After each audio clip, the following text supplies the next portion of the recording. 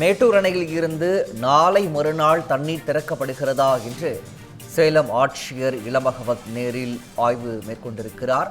மேட்டூர் அணையில் இருந்து நாளை மறுநாள் தண்ணீர் திறக்கப்பட இருக்கும் நிலையில் மாவட்ட ஆட்சியர் நேரில் ஆய்வு செய்திருக்கிறார். மேட்டூர் அணையில் மேற்கு மண்டல ஐஜி ரம்யா பாரதி தலைமையில் போலீசார் ஆய்வு நடத்திய நிலையில் ஆட்சியரும் தற்போது ஆய்வு மேற்கொண்டிருக்கிறார்.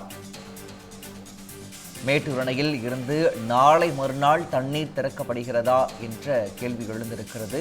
இதையடுத்து தற்போது சேலம் மாவட்ட ஆட்சியர் இளம்பகவத் அங்கு ஆய்வு மேற்கொண்டிருக்கிறார். முன்னதாக மேட்டூர் அணையில் மேற்கு மண்டல ஐஜி ரம்யா பாரதி தலைமையில் போலீசார் ஆய்வு நடத்திய நிலையில் தற்போது சேலம் ஆட்சியரும் அங்கு ஆய்வு மேற்கொண்டு வரும் காட்சிகளை தற்போது நாம் திரையில் பார்த்து வருகிறோம்.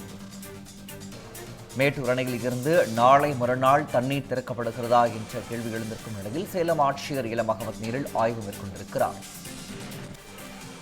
இது தொடர்பான மேலதிக விவரங்களை எமது செய்தியாளர் ரமேஷ் வழங்க கேட்கலாம். ரமேஷ், மேட்டூர் அணையில் மேற்கு மண்டல ஐஜி ரம்யா பாரதி ஏற்கனவே ஆய்வு செய்த நிலையில் தற்போது மாவட்ட ஆட்சியர் ஆய்வு செய்து வரும் காட்சிகளை பார்க்க முடிகிறது. அவருடன் வேறு யாரெல்லாம் ஆய்வில் ஈடுபட்டிருக்கிறார்கள்? விவரம்.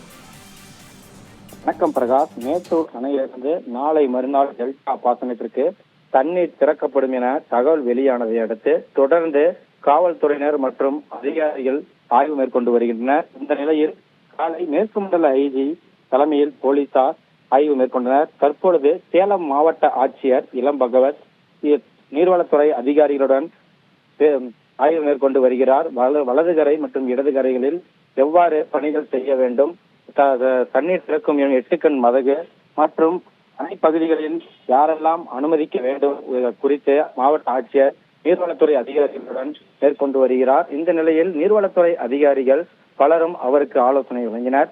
இதில் காவல்துறையினர் மற்றும் நீர்வளத்துறை அதிகாரிகள் உடன் அவருக்கு எந்தவாறு தண்ணி திறக்க வேண்டும், எந்த இடத்தில் இருந்து திறக்க வேண்டும், ஸ்டேஜ் அமைப்பது குறித்து, மேடைகள் அமைப்பது குறித்தும் மற்றும் அப்பகுதியில் உள்ள யாரெல்லாம் அனுமதிக்க வேண்டும் என குறித்து ஆலோசனை வழங்கப்பட்டு வருகிறது. இந்த நிலையில் தொடர்ந்து அமைச்சர்கள் வருவதாக தகவல் வெளியாகியுள்ளது. மேலும் இன்று மாலைக்குள் போக்குவரத்து துறை அமைச்சர் வருவதாகவும் தகவல் வெளியாகியுள்ளது. பிரகாஷ், விவரங்களை வழங்கியமைக்கு நன்றி ரமேஷ்.